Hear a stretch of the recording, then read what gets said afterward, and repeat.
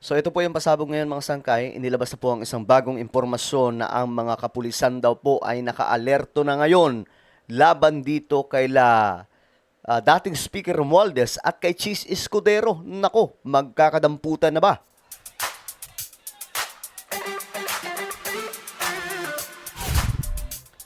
Okay, so ayun na nga po mga sangkay, tingnan po natin itong balita kasi ngayon daw yung mga pulis naka-alerto na laban kay Romualdez. So ano pa ang meron mga sangkay? Pag-usapan po natin ito.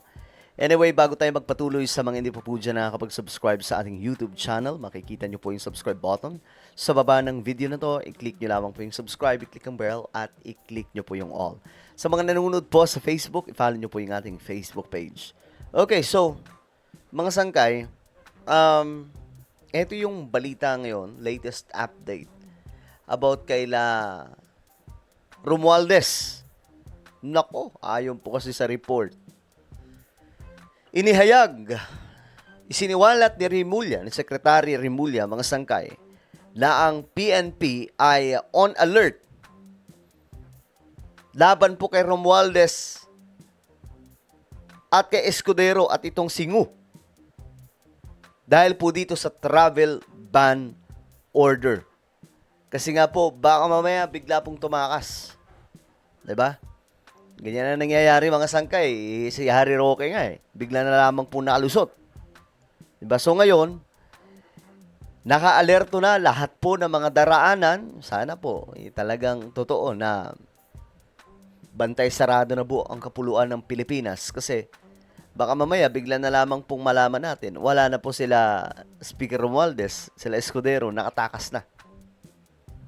Kasi sila po ngayon yung binabantayan talaga. Kasi pagdating po sa flood control, corruption, talagang sila po dito yung mayayari, mga sangkay. So ayon po dito, PNP on alert versus possible departure of Romualdez Escudero Ngu. Naka-alerto ang Philippine National Police sa posibleng paglabas sa bansa ni na dating House Speaker Martin Romualdez, Senator Cheese Escudero, at negosyanteng si Maynard Ngu, ayon kay Interior Secretary John Vic Remulla sa programang Storycon ng News 5, ng One News. So ayan, mga sangkay, bantay sarado po sila ngayon. Sana po hindi makalusot, mga sangkay. Ito, may mga hindi naniniwala, no, na hindi daw po ito totoo, drama lamang daw po ito. Pero guys, kita nyo naman ang presidente po natin, wala po sa kanya yung pinsan-pinsan. Walang kamag-anak dyan. Kapag may mali, yayariin ka talaga ni BBM. Sabi ni Michael dito, style bulok, more on scripted. Oh, para sa inyo, scripted. Para sa amin, hindi scripted. Para sa inyo yan. Pero ayun nga po, kailangan mabantayan po yan mabuti. Kasi nga po, mahirap na, bigla na lamang po natin malaman. Andun na pala sa Malaysia, andun na pala sa Indonesia, nagpang-abot na sa Europe. Diyos mio, marimar, sakit na naman sa ulo niyan. Ilan na po yung pugante, di ba? Ilan na po ngayon yung mga hinahabol? Si Harry Roque, si Zaldico, si Bato, si Atnong Ang. Ang dami po mga sakit. Tapos pag nadagdagan pa po nito, ay naku po, apaka-weak naman natin kung ganun. So, kailangan na po itong mabantayan talaga. O, sabi ni Joseph, gimmick na naman yan. O, para sa inyo, gimmick. Pero para sa amin, hindi po ito gimmick. No? Kasi nga po, ito, sino mag-aakala? Pinsan po yan, di ba? Pinsan ni PBBM, pero ngayon, hinahabol na. Di ba? Hinahabol na po ng otoridad at naninilikado ngayon. Kasi isa lang naman ang utos ng ating Pangulo. Sundan kung saan tutungo yung ebidensya. Kung saan may ebidensya, doon sila pupunta. At ito po yung ginagawa ngayon, mga sangkay, ng mga tauhan ni PBBM, lalo na po yung mga nasa ombudsman, sila po talaga ay tumitingin lamang sa kung ano ang ebidensya at kung saan magli-lead, doon po sila pumupunta. Kasi yan ang utos ng presidente. No? Tinanong nga po si BBM at that time, mga sangkay, last year, mga by November ata yung kung hindi ako nagkakamali, ang sabi ni PBBM, Well, about kay Romualdez po yun. Kung saan pupunta yung ebidensya, kung may kinalaman talaga siya, then kailangan niyang managot. Diba? Kailangan po niyang, hindi po pwede kasi yung tulad ng iba, sinasabi, pinsan kasi hindi pwede. Hindi eh. Hindi ibig sabihin ng pinsan, okay na. Guys, tandaan po ninyo, ang utos ni PBBM, sundan ang ebidensya. Ito lamang ay sinusunod nila Ombudsman Remulla.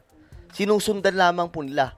Sa tingin nyo, kung hindi inutos po yun ni PBBM, gagalaw ng ganyan yung Ombudsman? Hindi. Sinusunod lamang po ng Ombudsman ang kung ano po ang nakikita nila sa mga ebidensya. At tandaan po natin, itong sila Remulla, mga ano po yan, loyalista po yan. Ng Marcos, ha? Lalong-lalo na po, kay Apo Lakay, mga loyalista po yan ni Apo Lakay, so hindi po sila mababasta-basta dyan sa mga sinasabing gimmick-gimmick. O ngayon, mga sangkay, eto. Anti-graft court is now tackling the ombudsman's petition to prevent former Senate President Cheese Escudero and businessman Maynard Ngu from leaving the country. Both are facing allegations of corruption linked to the flood control scandal. Joan Manalo joins us live from the Sandigan Bayan for the details. Hi, Joan. What's the latest? The Sandigan Bayan 6th Division is now holding a closed-door hearing on the Ombudsman's petition for a precautionary whole departure order, or a PHDO, against former Senate President Cheese Escudero and businessman Maynard Ngu. Sandigan Bayan 6th Division Chairperson Associate Justice Sarah Jane Fernandez ordered that the proceedings be held behind closed doors to preserve the integrity and avoid spoilage of the prosecution's evidence. She explained that it is prudent for the court to exercise caution at this stage, considering that the proceedings are still preliminary and that the prosecution is not yet ready to disclose its evidence to the public. Hence, the court has decided to keep the matters confidential for now. However, Justice Fernandez assured that once a resolution is issued on the matter, So, ilalabas din pala mga sangkay. Ngayon, dinidinig pala ito. No? Escudero and Ngu. Dinidinig po ito. Ito po ay kay Cheese Escudero at kay Maynard Ngu. Kasi yung kay Martin, okay na eh. Talagang naka-hold na po siya. Hindi siya pwedeng umalis. No? Itong kay Cheese at Maynard Ngu, ngayon po ito. Magkakaalaman mga sangkay. Pero ayun na nga po, naka-alerto na yung mga kapulisan natin. Laban po sa mga ito, kay Romualdez. Nako. Talagang gitgitan na po ito mga sangkay. Alright? Kaya nga hindi na po ako magtataka kung itong si Romualdez, bigla pong sasabihin niya, yung tunay na mastermind si PBBM. Hindi na ako magtataka dyan. At alam nyo, guys, kapag nangyari yan, yung mga loyalista ni Martin Romualdez magugulantang. Sigurado magugulantang. Ay, naku po. So ngayon pa lang, dapat itong mga supporters si PBBM, intact lamang po kay PBBM. Hindi po sa iba. Kasi yung mga tao ni PBBM ngayon, gumagalaw. Gumagalaw po talaga kasi gusto ma-resolve itong korupsyon. No?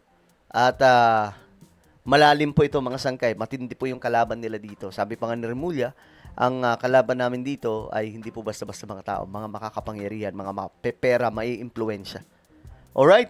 So ano po ang inyong opinion? Comment down below. Mayroon po tayong YouTube channel. Ito po ay Sangkay Revelation.